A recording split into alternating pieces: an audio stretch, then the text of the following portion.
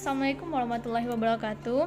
Pada video kali ini akan menjelaskan tentang aksi nyata pelatihan mandiri dengan topik Merdeka Belajar.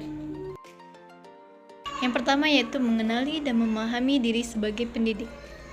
Menurut Ki Hajar Dewantara, pendidik itu menuntun tumbuh atau hidupnya kekuatan kodrat yang ada pada anak-anak, agar dapat memperbaiki lakunya hidup dan tumbuhnya kekuatan kodrat anak. Seorang pendidik mempunyai peranan yang sangat besar bagi siswanya.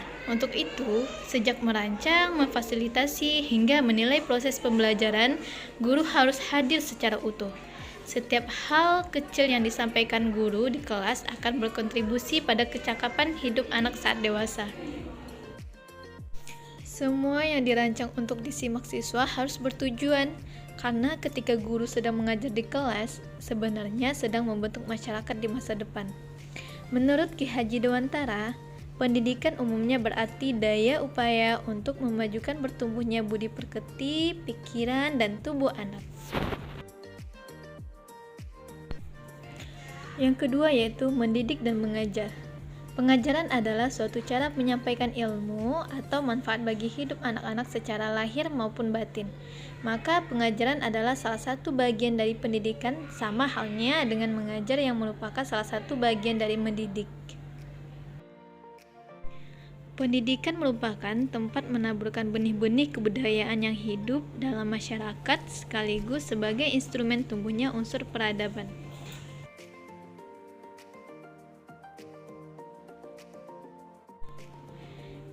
Ki Haji Dewantara menggagas sistem pendidikan yang humanis dan transformatif yang dapat memelihara perdamaian dunia, yaitu sistem Emong dengan slogan sebagai berikut. Yang A yaitu ing ngarsa sung tulada, yaitu guru menjadi contoh yang baik atau teladan. B. Ing madya mangun karsa, yaitu guru memberi semangat kepada murid. Yang C. Tut uri handayani, yaitu guru memberikan dorongan. Cita-cita utama Ki Haji Dewantara adalah kemerdekaan setiap murid mampu mengatur dirinya sendiri. Manusia merdeka adalah manusia yang dapat bersandar atas kekuatan lahir dan batinnya sendiri, dan tidak bergantung kepada orang lain atau mandiri.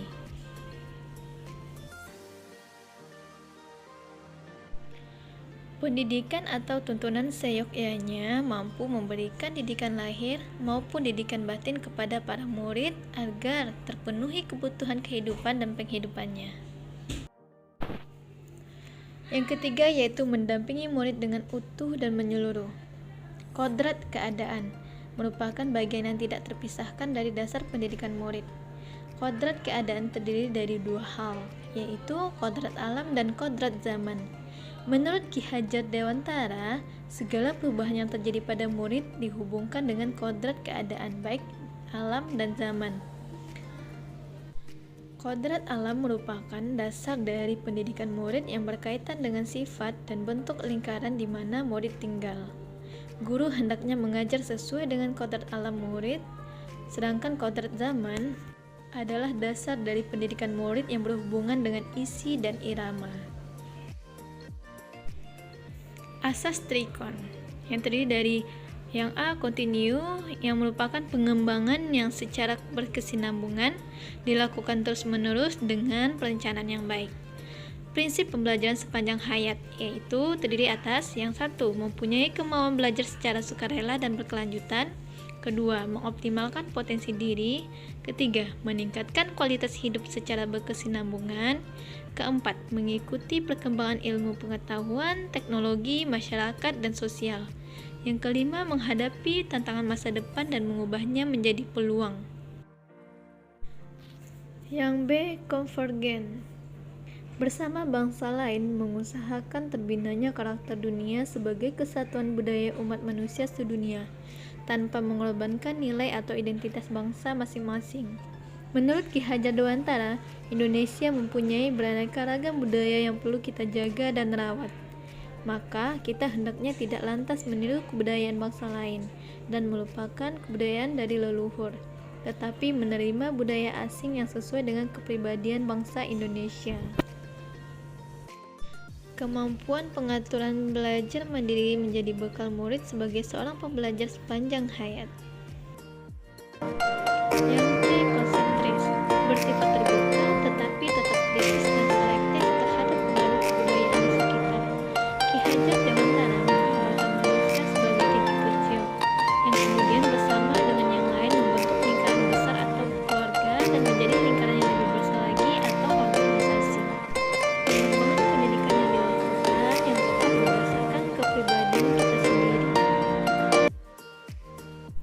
Yang keempat yaitu mendidik dan melatih kecerdasan budi pekerti.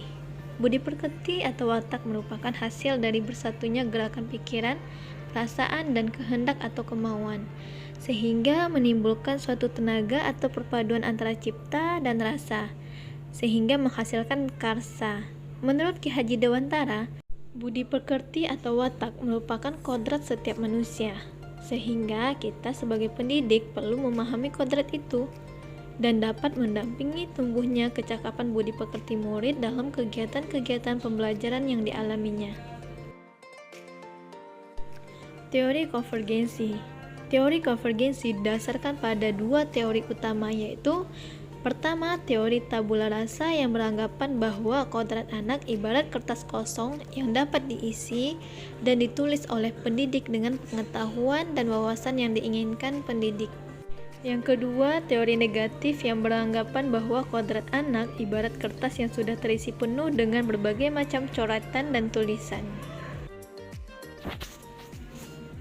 Ki Hajar Dewantara memberikan pandangan baru dari kedua teori tersebut dengan menggabungkan teori tabula rasa dan teori negatif menjadi teori konvergensi, yaitu kodrat manusia sebagai suatu kertas yang sudah terisi dengan tulisan-tulisan yang samar dan belum jelas arti dan maksudnya. Maka, tugas pendidikan adalah membantu manusia atau individu untuk menebalkan dan memperjelas arti dan maksud tulisan samar yang ada di kertas tersebut dengan tuntunan terbaik.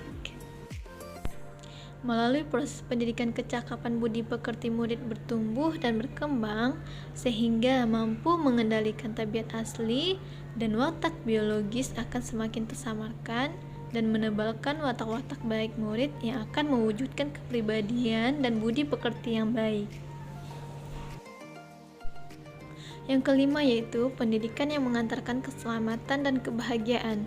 Fungsi pendidikan adalah untuk mengantarkan murid agar siap hidup dan memberikan kepercayaan kepada murid bahwa di masa depan mereka akan mampu mengisi zamannya demi mencapai keselamatan dan kebahagiaan. Fungsi pendidikan akan berjalan sesuai dengan cita-cita Ki Hajar Dewantara jika guru memahami hal-hal berikut. Pertama, setiap murid mempunyai kodrat kekuatan atau potensi yang berbeda. Kedua, pendidikan hanyalah sebagai tuntunan. Dan yang ketiga, mendidik adalah menuntun murid untuk selamat dan bahagia. Yang keempat, pendidik tidak dapat berkehendak atas kodrat kekuatan atau potensi murid, tetapi pendidik dapat memberikan daya dan upaya maksimal untuk mengembangkan akal budi pekerti murid. Yang kelima, pendidik membantu mengantarkan murid untuk merdeka atas dirinya sendiri, untuk kehidupan dan penghidupannya, memelihara dan menjaga bangsa dan alamnya. Guru bukan lagi satu-satunya sumber pengetahuan bagi siswa, tetapi guru berperan sebagai fasilitator pembelajaran.